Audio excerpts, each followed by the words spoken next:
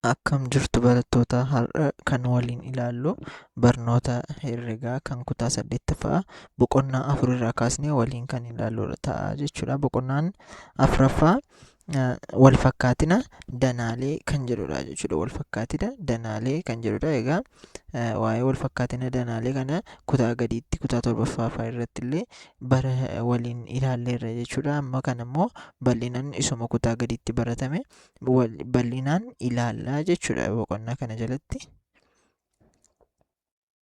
Jalqaba irratti danaalee diriiroo wal fakkaatoo kan jedhu yoo ilaallu, danaaleen diriiroo wal fakkaatoo jennu kun egaa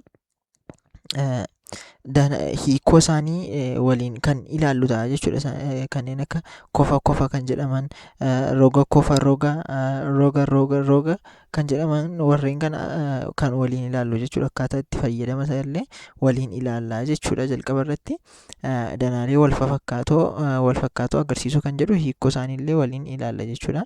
Jalqaba barnoota keenya osoo hin eegaliin dura fakkii kana haa ilaallu. Fakkii kana irratti fakkeenyaaf kubbaa kana yoo fudhattanii ilaaltan, kubbaan inni kun xiqqoo guddaadha, inni kun immoo xiqqoodha. Mana asitti argamu kana immoo yoo ilaaltan, manni inni kun guddaadha, asii immoo manni inni kun xiqqaadha jechuudha. Billaacha kana yoo fudhattan asitti guddaadha, inni kun immoo xiqqaadha jechuudha. Adurree yoo fudhattan asii inni kun guddaadha, inni kun xiqqaadha, inni kun immoo guddaadha jechuudha. Kanarraa maal hubachuu dandeenya? Fakkii kanarraa maal hubachuu dandeenya?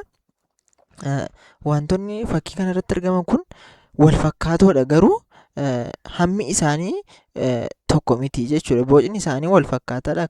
Bocni isaanii mana kana yoo fudhattan bocni mana kanaa wal fakkaataadha. Kubbaa kana yoo fudhattan kubbaan kun bocni isaa wal fakkaataadha, garuu kubbaan inni tokko xiqqaadha, inni tokko immoo guddaadha jechuudha. Inni tokko xiqqaadha, inni tokko guddaadha. Manni inni kun guddaadha, manni inni kun immoo xiqqaadha jechuudha. Kanaafiyyuu hammaan gargar haa ta'aniyyuu malee bocni isaanii wal fakkaatoo ta'uu isaanii kanarraa hubachuu dandeenya jechuudha. Kana immoo gara rogootaaf kofootaattis walitti fidnee ilaaluu ni dandeenya jechuudha. Kunis wantoonni hammaan gargar ta'anis boca wal fakkaatoo qaban hedduu jiraachuu isaanii kanarraa ilaaluu dandeenya jechuudha. Warreen kun wal fakkaatoo jedhamu jechuudha. Hiikoo kana yoo ilaallu rog-baay'ootni baay'ina rogootaa walqixa qaban lama wal fakkaatoodha kan jedhaman asitti rog-baay'ootni rog-baay'oonni kun baay'inni rogoota walqixaa qaban lama wal fakkaatoodha kan jedhaman yoo maal ta'an jechuudha.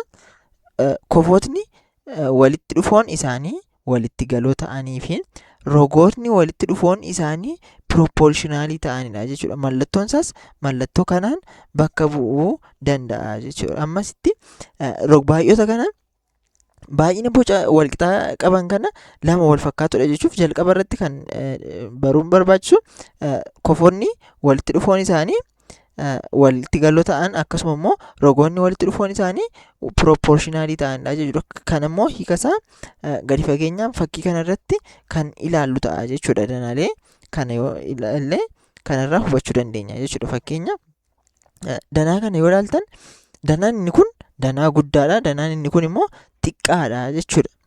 Danaan inni kun guddaadha, inni kun xiqqaadha. Asitti yoo ilaaltan asii rogni kun 10 seentimeetira 10dha, kun immoo seentimeetira 5dha jechuudha. Walakkaa isa kanaadha jechuudha. Bocni isaa wal fakkaataadha, garuu immoo guddinni isaa wal fakkaataa miti jechuudha, yookiin hammi isaa wal fakkaataa miti jechuudha.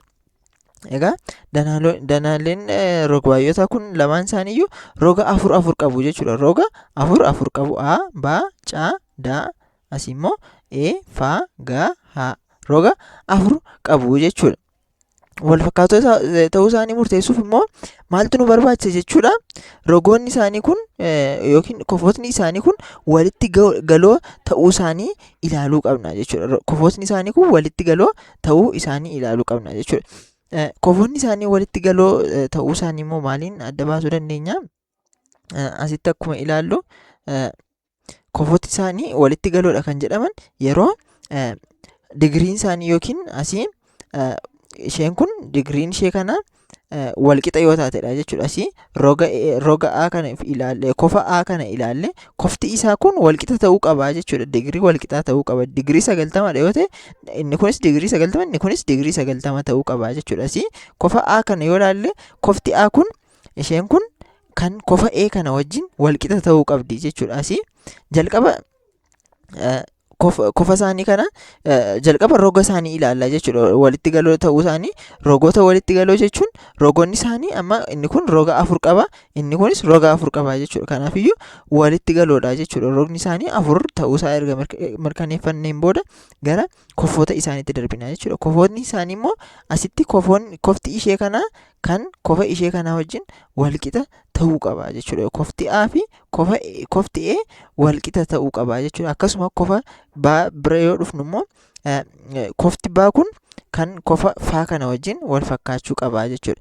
C bira yoo dhufnus akkasuma kofti C kun kofa G kana wajjin wal fakkaachuu akkasumallee kofti H kun immoo kofa D kana wajjin wal fakkaachuu yookiin digirii walqixaa qabaachuu qaba jechuudha. Fakkeenyaaf kun digirii 80 yoo ta'e baan kun kofti isaa digirii 80 yoo ta'e faan kunis digirii isaa digirii 80 ta'uu qaba jechuudha. Akka kanatti yoo kofti isaanii kun walqixa ta'e kofoota walitti galoo yookiin walitti dhufoo jechuu ni dandeenya jechuudha. Rogoonni walitti dhufoon isaanii proportionaalii ta'uullee ni agarsiisa jechuudha. Kofoonni walitti dhufoon kun walitti galoo akka ta'an danaalee irratti mul'ifamee jira jechuudha. Innis kofti A kofa A wajjin, kofti B kofa F wajjin, kofti C kofa G wajjin, kofti D immoo kofa H wajjin jechuudha. Inni kun isa kana wajjin, Baan kun F wajjin, C'aan G wajjin, Daan immoo H wajjin jechuudha. Kofoonni kun kofoota walitti dhufoo walitti galoo jedhamu jechuudha. Kofoonni amma ilaalle kun kofoota walitti dhufoo walitti galoo jedhamuu danda'u jechuudha. Kan itti aanu immoo rogoonni walitti dhufoo proportionaalii ta'uu agarsiisuuf immoo akka armaan gaditti shallaguudha jedha. Rogoonni walitti dhufoon isaanii kun proportionaalii ta'uu isaanii immoo akkamittiin adda baasna jechuudha. Rogoota wal fakkaatan waliif hirraa jechuudha. Innis asitti roga A baa yoo fakkii irraa ilaallu rogni A baa inni kun seentimeetira 10 roga A faa wajjin wal fakkaataa jechuudha. Rogni A baa roga A faa wajjin wal fakkaatuuf inni kun roga A baa roga A faaf hirraa akkasuma immoo roga baacaa roga faa gaaf hirraa jechuudha. Asitti inni kun A baan seentimeetira 10 A faan seentimeetira 5 kanaafiyyuu 10 hiruu 5 goonaa jechuudha. Baacaan seentimeetira 6 faagaan seentimeetira 3 kanaafiyyuu 6 hiruu 3 goonaa jechuudha. Asitti caadaan rogni caadaa roga gahaa wajjin innis 4 irra 2 yookiin 4 hiruu 2 akkasuma immoo rogni aadaan immoo roga haa wajjin innis 8 hiruu 4 ta'a jechuudha. Asirratti akkuma ilaaluu dandeenyu rogni aabaa faa wajjin innis seentimeetira 10 irra seentimeetira 5 meeqadha 10 hiruu 5 2 akkasuma rogni baacaan immoo roga faagaa wajjin rogni baacaan meeqadha jenneerra 6 seentimeetiradha. Rogni faagaan immoo 3 seentimeetiradha. Kanaafiyyuu 6 irra 3 jenna. Rogni caadaan seentimeetira 4dha. Rogni gahaan immoo seentimeetira 2dha jechuudha. Kanaafiyyuu 4 2f gaafa irru 2 arganna. Rogni daa'aan 8 seentimeetira jennee turre rogni haa'in immoo 4dha. Kanaafiyyuu 8 irruu 4 2 ta'a jechuudha. Kanaafiyyuu rogoonni walitti dhufoo kun proportionaaliidha jechuu dandeenya jechuudha. Proportionaalii ta'uu isaanii maalitti adda baasna? Hundi isaanii yeroo hiraman yeroo rogoota hunda irru lama nuuf dhufu jechuudha. Lama nuuf dhufu. Kanaafiyyuu rogoonni kun rogoota walitti dhufoo proportionaalii ta'an jedhamu jechuudha. Kanaafiyyuu rog-baay'onni lamaan wal fakkaatoodha jechuudha. Rog-baay'onni lamaan kun wal fakkaatoodha jechuu dandeenya jechuudha. Rogoota isaanii fi kofoota isaanii akka kanatti herregne wal fakkaatoo ta'uu isaanii adda baasuu dandeenyu jechuudha. Gabaabinaan yoo barreeffamu immoo aabaa caadaan faagaa haa wajjin walitti dhufoo yookiin walitti galoodha jechuudha. Himoota wal fakkaatoo fakkeenya tokkoffaa armaan olii irratti kofootni walitti dhufoon walitti galoo fi rogoonni walitti dhufoon proportionaalii ta'uu isaanii tartiiba armaan gadii keessatti taa'e irraa hubadhu jedha. Kana yoo ilaallu himoonni himoota wal fakkaatoo jedha asitti. Asitti aabaa caadaa fi eefaa gahaa yoo ilaallu aabaa caadaa fi eefaa gahaa aabaa caadaa akkasuma eefaa gahaa inni kun tartiibni qubee isaa iddoo wal fakkaataa ta'uu qaba jechuudha. Baan faa wajjin, caan gaa wajjin, daan haa wajjin akka kanatti iddoo wal fakkaataa taa'uu qaba jechuudha. Innis yoo ilaallu asitti aan jalqabarra taa'ee een immoo asirraa lammaffaarra taa'uu hin danda'u jechuudha. Asitti aan kun jalqabarra taa'ee eenis jalqabarra ta'uu qaba.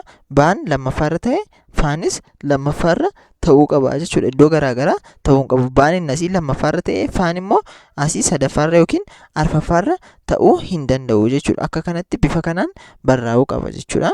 Kofoonni walitti dhufoon walitti galoodha kan jennu kun immoo kofti A E wajjin, kofti B faa wajjin jenne asitti kofti A kun kan E kana wajjin, kofti B immoo kofa faa wajjin, kofti C immoo kofa G wajjin, kofti D kofa H wajjin walitti galoodha jenna jechuudha. Rogoonni walitti dhufoon proportionaaliidha kan jennu kun immoo isa amma herregnee lama arganne jechuudha. Aabaa irra eefaa, baacaa irra faagaa, caadaa irra gaahaa, daa'aa irra haa'ee. Warri kun yeroo hir'u lama nuuf dhufu. Kanaaf iyyuu rogoonni walitti dhufoo kun proportionaaliidha jechuu dandeenya jechuudha. Akka kanatti argachuu dandeenya jechuudha. Seera isaanii yoo ilaallu immoo wal fakkaatina agarsiisuuf tartiiba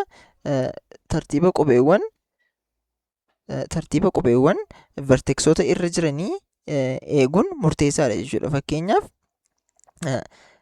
Fakkeenya armaan olii irraa qubeewwan verteksoota irra jiran tartiiba sirrii fudhatanii fi hin fudhatamanii fi sirrii hin fudhatamne akka armaan gadiitti haa ilaallu jedha. Asitti fakkeenyaaf asirratti akkuma ilaallee turre A baacaa daa E faagaa haa.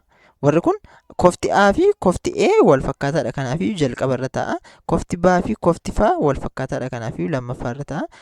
Akka kanatti tartiiba isaa eeggatee barraa'uu qaba jechuudha. Baan inni kun tokkoffaarratti barraa'eera taanaan faan inni kun dhufee tokkoffaarratti barraa'uu qaba jechuudha. Yookiin immoo daan inni kun dhufee lammaffaarratti barraa'eera ta'e haan inni kun lammaffaarratti barraa'uu qaba jechuudha. Aabaa caadaa fi eefaa gahaa yoo jenne yookiin immoo baa caadaa fi faa gahaa akka kanatti yoo barreessine hundi isaanii warreen tarreeffamanii jiran kun wal fakkaataadha jechuudha. Iddoon isaanii wal fakkaataa ta'uu qaba jechuudha. Kofti A fi kofti E wal fakkaatoo waan ta'eef yookiin walitti galoo waan ta'eef asitti A fi E'n jalqabarratti barraa'anii jechuudha. Dhuftanii yoo isa lammaffaarratti ilaaltan A'n asii arfaffaarratti barraa'e, kofti walitti galoo isaa immoo E'dha. E'n isarratti barraa'e arfaffaarratti barraa'e jechuudha. Bifa kanaan barraa'uu qaba. Asittis yoo dhuftan A'n sadaffaarratti yoo barraa'e E'nis sadaffaarratti, A'n lammaffaarratti yoo barraa'e E'nis lammaffaarratti. Akkasuma immoo daa yoo fudhattanii ilaaltan Daan asii arfaffaarratti barraa'e, kofti walitti galoo isaa immoo haadha. Innis arfaffaarratti barraa'eera jechuudha. Lammaffaa irratti yoo ilaaltanis Daan asii sadaffaarratti barraa'e, Haan asii sadaffaarratti. Asii Daan lammaffaarratti, asii Haan sadaffaarratti. Bifa kanaan akka kanatti barreeffamuu qaba jechuudha. Tokkoon tokko cimdii wal fakkaatinaa rog-sadeewwan lamaanii ibsu jechuudha. Kan sirrii hin taane yoo ilaalle immoo aabaa caadaa fi faagaa haa'ee yoo ilaalle asitti amma fakkeenyaaf kofti A kofti walitti galoosaa meeqadha jenneerra kamidha jenneerra E'dha jenneerra jechuudha. Asitti A'n jalqabarra ta'e E'n immoo dhumarra ta'e jechuudha. Bifa kanaan barreessuun hin danda'amu jechuudha. Tartiibni isaanii tartiiba sirrii hin taane jenna jechuudha. Isa kana fakkeenya lammaffaa yoo ilaallu iskuweeronni lama kamiyyuu wal fakkaatoodha jedha gaaffiidha. Innis deebiinsa eeyyeedha jechuudha. Maaliif safaroonni tokko tokko qofa iskuweerii meeqadha jechuudha? Digirii 90dha jechuudha. Iskuweeriin rogni isaa hundi dheerinni isaa wal fakkaataa waan ta'eef akkasuma kofti isaa hundi wal fakkaataa waan ta'eef yookiin kofti iskuweerii kun digirii 90 waan ta'eef seera kofoonni walitti dhufoo walitti galoodha jedhan ni guuta jechuudha. Akkasumallee rogoonni walitti dhufoon iskuweerii proportionaaliidha. Fakkeenyaaf asitti yoo ilaalle fakkii kanarratti asii aabaa caadaa fi E faa gahaa yoo ilaallu asirratti A'n asitti argama. E'n immoo asitti argama jechuudha. Baan asitti argama, faan asitti argama. Kanaafiyyuu kofti A asii kofa E wajjin, kofti B asii immoo kofa F wajjin, kofti C kofa G wajjin, kofti D kofa H wajjin. Warri kun Digirii isaanii kofa isaanii kana yoo ilaaltan 90 jechuudha. Wal fakkaatoodha jechuudha. Rogooftoota Aabaa Caadaa fi Efaa Gahaa kana iskuweerota isaanii iskuweerota waan ta'aniif bifa kanaan barraa'uun ni danda'ama jechuudha. Kofti A, kofa B, kofa C, kofa D, kofa E, kofa F, kofa G, kofa H warri kun walqixa ta'u jechuudha yookiin walitti galoodha yookiin walitti dhufoodha jechuu dandeenya jechuudha. Maaliif digirii isaanii yoo ilaaltan kun digirii 90dha, kunis digirii 90, kunis digirii 90, kunis digirii 90 akkasuma kun hundi isaallee digirii 90dha jechuudha. Isaan kun bifa kanaan barreeffamuu danda'u jechuudha. Kan iskuweerii walqixa hundi isaanii walqixa waan ta'aniif akkasuma rogoonni walitti dhufoo isaaniis proportionaaliidha jechuudha. Innis Aabaa fi Efaa yoo fudhanne asitti Aabaan 3dha, Efaan 5dha. Kanaafuu 3 irra 5 jenna. Baacaan 3dha, Faagaan 5dha. Kanaafuu 3 irra 5 jenna. Gaahaan 5dha, Daacaan yookiin Caadaan 3dha. Kanaafuu 3 irra 5 jennee bifa kanaan barreessuu dandeenya jechuudha. Deebiinsaas innis 3 irra 5 ta'a jechuudha. Kanaafuu warreen kun kofoonni rogoonni isaanii walitti dhufoo proportionaaliidha jechuu ni dandeenya jechuudha. Barnoota keenya har'aa asuma irratti dhaabna. Egaa chaanaalii keenya kana subscribe gochuun dagatina. Barattoota hiriyoota keessaniif qooda akkasuma viidiyoon kun kan isinitti tole yoo ta'e like gochuun dagatina. Yaada qabdan kamiiyyuu comment irratti nu beeksisaa jenna. Chaanaalii kana subscribe gochuun hordofaa viidiyoon itti aanu akka isiniif gadhiifamuu fi galatooma.